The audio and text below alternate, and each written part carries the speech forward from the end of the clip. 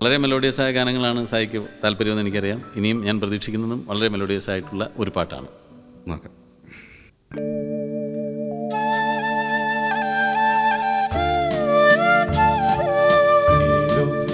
ഏലോ ഏലേലോ ഏലോ ഏലോ ഏലേലോ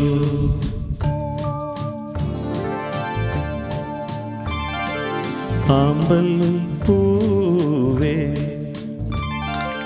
അണിയും പൂവേ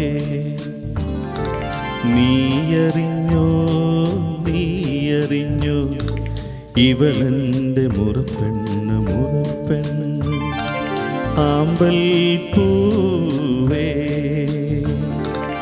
അണിയും പൂവേ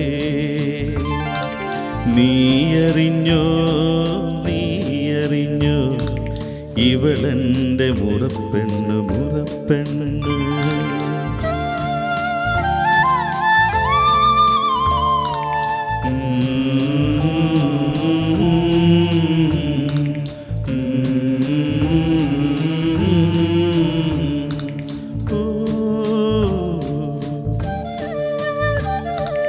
കുമാരനല്ലൂ കാർത്തികനാൾ കുളിച്ചൊരുങ്ങി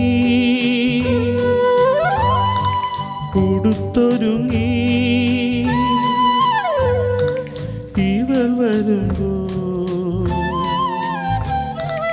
തുടിക്കും മാറിൽ ചാർത്തും ഞാനൊരു തുളസിമാല താലിമാല ആമ്പൽ പൂവേ അണിയും പൂവേ നീയറിഞ്ഞോ നീയറിഞ്ഞോ ഇവളെൻ്റെ മുറപ്പെണ്ണ് മുറപ്പെണ്ണ് ഇവളെൻ്റെ മുറപ്പെണ്ണ് മുറപ്പെണ്ണ് ഇവളെൻ്റെ മുറപ്പെണ്ണ് മുറപ്പെണ്ണ്. ഒരു കാര്യം ചോദിച്ചാൽ സത്യം പറയൂ? സത്യം പറയണമെങ്കിൽ പറയേണ്ടതാണെങ്കിൽ പറയും. ഇതിലൊരു ചെറിയ പ്രേമത്തിൻ്റെ ഒരു അംശമില്ലേ ഈ പാട്ടിൽ? പിടിച്ച ഒരു നൊസ്റ്റാൾജിയ അല്ലേ?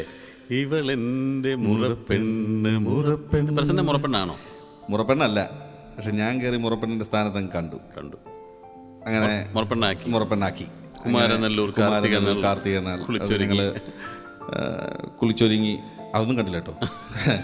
അപ്പോൾ ഈ കുമാരനല്ലൂർ കാർത്തിക നാൾ വരെ കണ്ടിട്ടുണ്ട്. അപ്പോൾ ഞാൻ വിചാരിച്ചു ഈ ഞങ്ങളുടെ ഒരു മനസ്സിൻ്റെ ഒരു അടുപ്പം തുടങ്ങുന്ന സമയത്ത് വളരെ രസകരമായി പാടിയ ഒരു പാട്ടായിരുന്നു. 18-19 വർഷത്തിൻ്റെ ഒരു ഗ്യാപ്പിൽ ഇതിൻ്റെ പല ടൂണും മറന്നുപോയി. ഒരുപാട് പാട്ടുകൾ ഉണ്ടാവും, എങ്കിലും ചില പാട്ടുകൾക്ക് ഒരു പ്രത്യേക അല്ല. ഇതിൻ്റെ സംഭവം എന്ന് പറഞ്ഞാൽ വേറെ ഒന്നുമല്ല.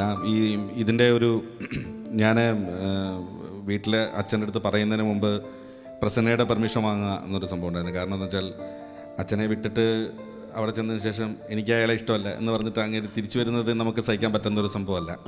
അപ്പോൾ അത് മാത്രമല്ല, ഒരുപാട് വീട്ടിൽ ചെന്നിട്ട് ഒരുപാട് പെണ്ണുങ്ങളെ കണ്ട് അവിടെ നിന്നൊക്കെ ലഡുവും ചായയും കഴിക്കാൻ എനിക്ക് താല്പര്യമില്ലായിരുന്നു. അപ്പം ഏതെങ്കിലും ഒരെണ്ണത്തിന് മനസ്സിന് ഇഷ്ടപ്പെട്ട വീട്ടിൽ പറയാ കല്യാണം കഴിക്കാതായിരുന്നു. അപ്പം അതിൻ്റെ ഒരു മുന്നോടിയായ നിലയിൽ സമയത്ത് ഞാൻ ഈ കാര്യം ചോദിച്ചു. ഇങ്ങനെ എനിക്ക് കല്യാണം കഴിച്ചാൽ കൊള്ളാവുന്നുണ്ട്, അത് എങ്ങനെയാണ് ചോദിച്ചാൽ പറഞ്ഞു, അല്ലാതെ വീട്ടുകാരുടെ ചോദിക്കുന്നത്. അതെ, എൻ്റെ അച്ഛനെ അങ്ങോട്ട് വിടാനാണ്, പക്ഷേ ആ സമയത്ത് സോറി എന്ന് പറഞ്ഞു വിട്ട് കഴിഞ്ഞാൽ അത് നാണക്കേടാണ്, ഇല്ലെങ്കിൽ വേണ്ട എന്ന് പറഞ്ഞു. അല്ല, അത് അച്ഛനെ വിട്ട് അവിടെ സംസാരിപ്പിക്കൂ എന്ന് പറഞ്ഞു. അപ്പോൾ ഒരു അർദ്ധ സമ്മതം എന്ന് പ്രതീക്ഷിച്ച് പുറത്തിറങ്ങിയപ്പോഴാണ്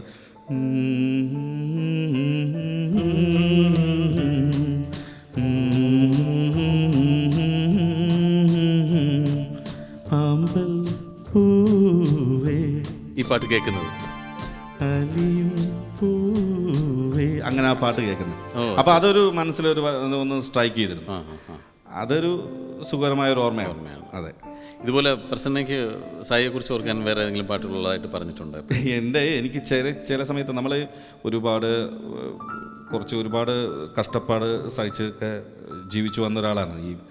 എന്നുവെച്ചാൽ ഈ കുട്ടിക്കാലത്ത് ഈ ഓടിക്കളിച്ച് കിടക്കുക, അവർ ഭയങ്കര ഇതായിട്ട് നടക്കുക, അങ്ങനെയൊരു സാഹചര്യമൊന്നും ഉണ്ടായിരുന്നില്ല. പക്ഷേ ചാടിക്കളിപ്പ് ഓടിക്കളിപ്പൊക്കെ ഉണ്ടായിരുന്നു അത് വർഷം, പക്ഷേ അതിൻ്റെ ഒരു റിച്ച്നെസ് ഇല്ലായിരുന്നു എന്നുള്ളത് മാത്രം.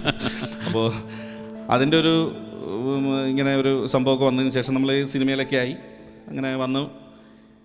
ഇടയ്ക്ക് എൻ്റെ കയ്യിൽ നിന്നൊക്കെ ഒന്ന് വിട്ടു പോകുന്നുണ്ടോ, ചെറിയ ഒരു തലക്കരോ അല്ലെങ്കിൽ ചെറിയൊരു സ്വഭാവത്തിൻ്റെ ഒരു മാറ്റമോ എന്നും കാണാം, ചെറിയൊരു അഹങ്കാരം കാണാൻ ഫീൽ ചെയ്യുന്ന സമയത്ത് ഒരു പാസിങ്ങിലുള്ളൊരു പാട്ട് പാടും. ഞാൻ ഒരു നല്ലൊരു ദിവസം പറഞ്ഞതാണ്, മറ്റേ ചിരിക്കുമ്പോൾ കൂടെ ചിരിക്കാൻ 1000 പേർ വരും, കരയുമ്പോൾ കൂടെ കരയാൻ നിന്നിടൽ മാത്രം വരും,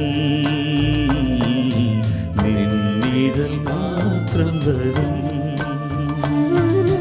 ചിരിക്കുമ്പോൾ കൂടെ ചിരിക്കാൻ 1000 പേർ വരും, കരയുമ്പോൾ കൂടെ കരയാൻ നിന്നിടൽ മാത്രം വരും,